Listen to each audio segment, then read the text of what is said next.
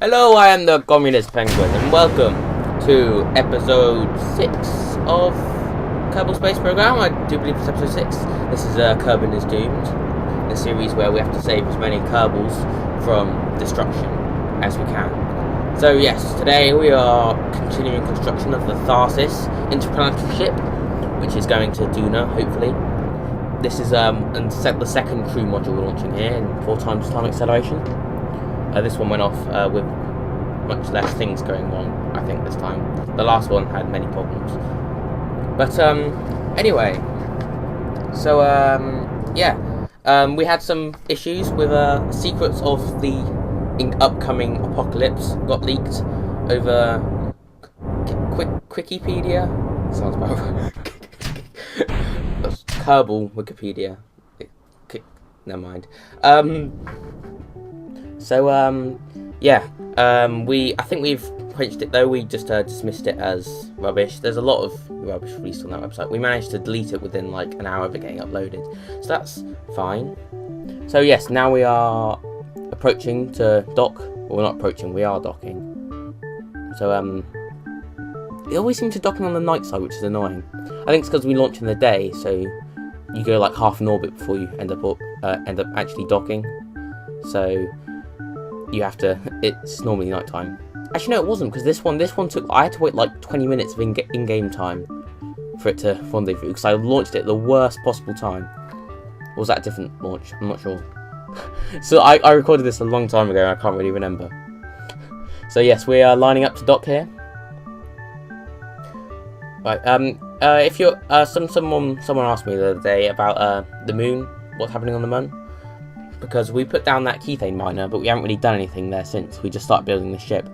And I don't know if you know, but the reason is because we had some, the mod that I was going to use to make, to be able to launch ships and mine ore and stuff, was undergoing some, it's still undergoing lots of updates and stuff, and, new parts were being added.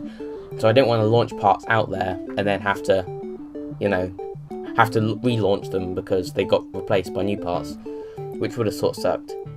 But I think they've released some new parts, and I've started to teach myself how to use Blender, which is a program that lets you make 3D models and stuff. So hopefully I can make some of my own parts, which will be okay to use. So yeah, it's taken a while to dock this one, as always. Docking is a pain in the ass. If you ever tried to dock before, you'll know that. This one actually has the wrong flags on it, if you can see. It's got the Soviet Antarctic flags instead of the Operation Duna flag. So yes, we've got another launch here. This one is significantly bigger at the top. Well, not significantly. It's got, instead of having a small tank at the top, it's got a large one. This we are launching up the drive stage. The drive stage. So this is the thing that pushes all the way to Duna. It's got some external docking ports, so we can add more fuel if we need to, but I doubt it. I have planned out this mission with quite an excess of Delta V, so we should easily be able to get there. The idea of that was also so that I can just keep some fuel whilst I'm there, so I can, do stuff. They're going to be there for a long time. This ship is not coming back. Probably. So it needs to have good fuel resources and stuff. So yeah, this is the first mission. As you can see, it failed. We didn't have enough fuel to get into orbit, so we are falling back down again. The thing about this is the crew pod doesn't actually have any parachutes or anything. However, I do have an ejection system on here, so my plan is I'm going to re-enter in the command pod and then eject the Kerbals and then land safely. So I was just burning to slow myself down a bit so we don't have to go for the atmosphere that quickly. We're not actually using deadly re-entry, so I don't know why I bothered so much, but I could have just ejected them in space. But it's nice to be slightly more realistic. So coming down, let's lost the fuel. Just the Kerbals ejecting. This is using Vanguard systems, I think. It adds parachutes and stuff to the Kerbals, and it adds the ejection system, which is really handy. So we've got the 3 survivors.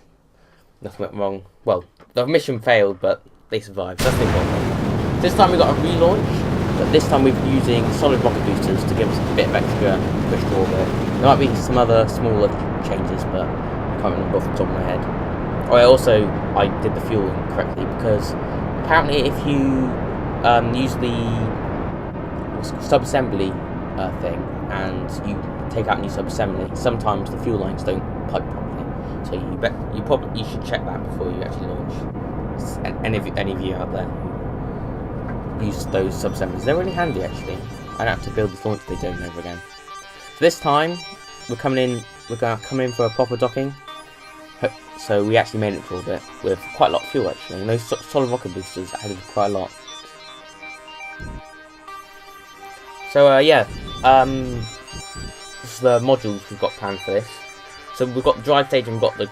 Once we've docked this, we'll have the drive stage and we'll have all the crew modules. So we have enough, we are ready to go to Duna basically. It's just adding extra things. Now I've got a couple of ideas. I want to have something to land on Duna, so I've got a few sort of bases things in the works, which I haven't finished. Well, they need some more testing and some more tweaking, but they should be okay.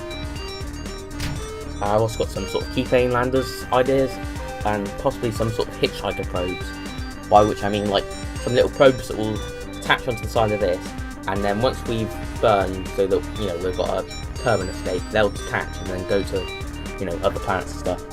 So basically they get a free boost from this ship, which is, you know, we don't have to build as big probes, and considering as this has extra fuel, you know, we might as well. But yeah, that's most of my ideas. And, I got a few other ideas, but I'll keep them secret. Be surprised.